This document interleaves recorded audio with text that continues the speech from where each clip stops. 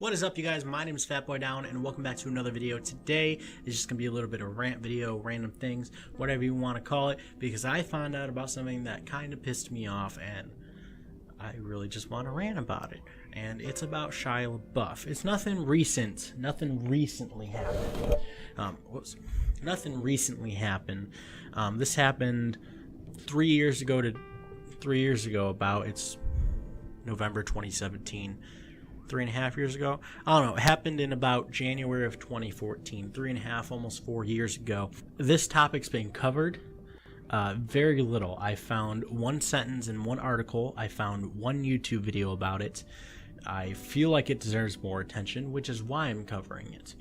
Partially. Another part is because I take the arts very seriously. I see messages and things, and Shia LaBeouf kind of took a shit on art itself.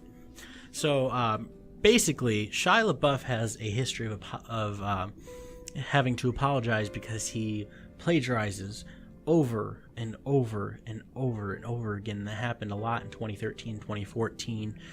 At one point, he quit a Broadway play that Alec Baldwin was a part of, and he apologized on Twitter, and that was plagiarized.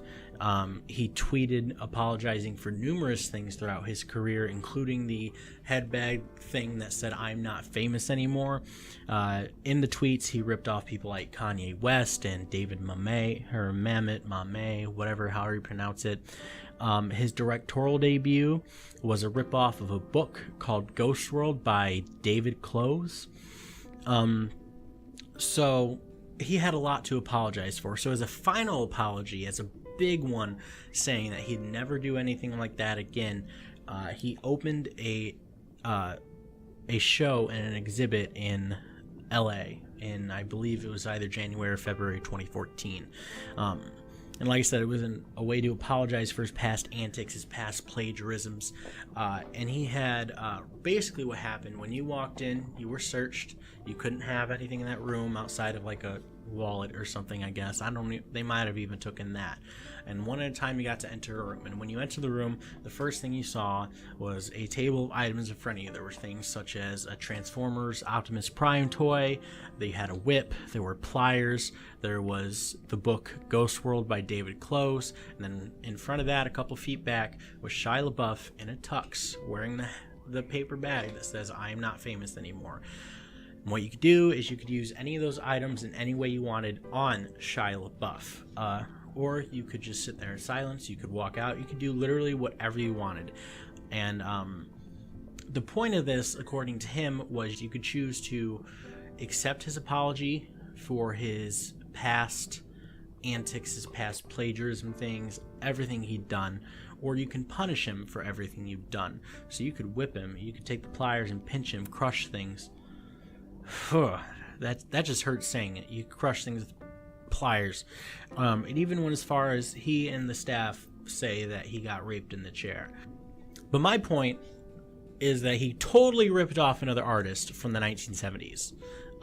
It was actually 1974 specifically, and I remember this because as a kid, my mom had a huge front room, and in it were bookshelves full of different books, and she had a book on women's LGBT rights that came roughly from the 80s, 90s. I'm not exactly sure. I couldn't find the book online, but it did mention this artist named Marina Abramovich. I'm not sure how to pronounce her name. It's Abramovic with a little accent above it. She was a performance artist. She still is. She was from Belgrade, Serbia. And in 1974, she set up a piece in a gallery in Belgrade, Serbia, which was her hometown, and the piece was called Rhythm Zero. And strangers could choose, any amount of strangers, they weren't searched, could go into this gallery that she was sitting in a chair in. She stared straight forward and did not interact with them. In front of them was a table of objects, and they could do what they pleased to her with these objects. These objects included thorns from a thorn bush, a bullet, a gun, several other items.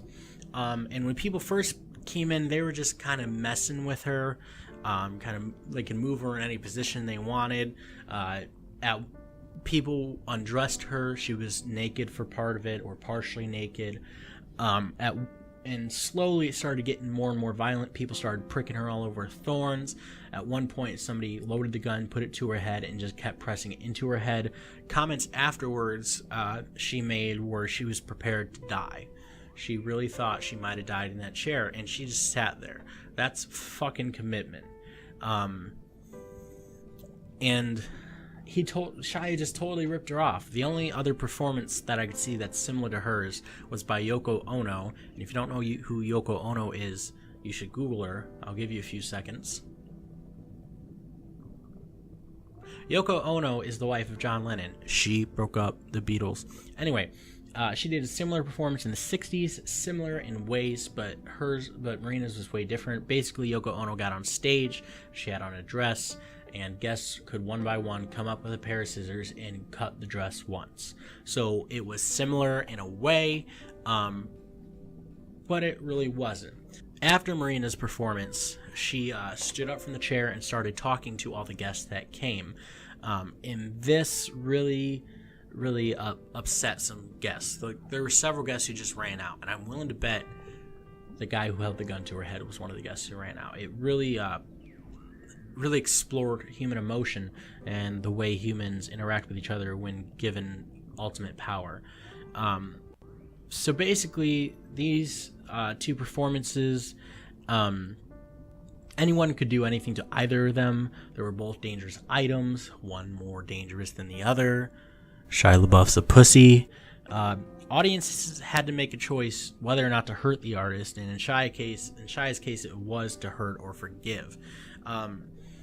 But Marina's offered more than Shia's did. So Shia's didn't completely rip it off.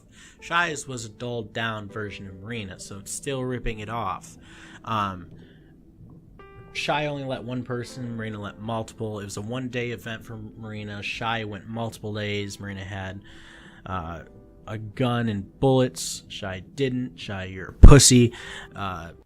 LaBeouf's greatest foe was a whip. My guess is because he was an Indiana Jones. So basically what I'm getting at, if you haven't got it already, Shia is a big piece of shit. I think Marina's piece from 1974 called Rhythm Zero was one of the most important art pieces ever.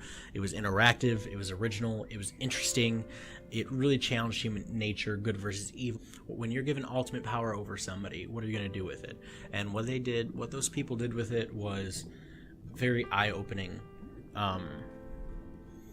And it confronted these, I'm going to call them abusers. It confronted these abusers and made them very uncomfortable, made some flee. And basically, Shia LaBeouf plagiarized it for his apology, his final apology. He plagiarized his final apology. It was uncreative, it was lazy, and he should not be forgiven for it. Shia, you're a piece of shit. I didn't think that until now. I didn't think that until I learned about this. But you're just a giant sack of shit, Shia. What the fuck are you doing? Alright, I'm out.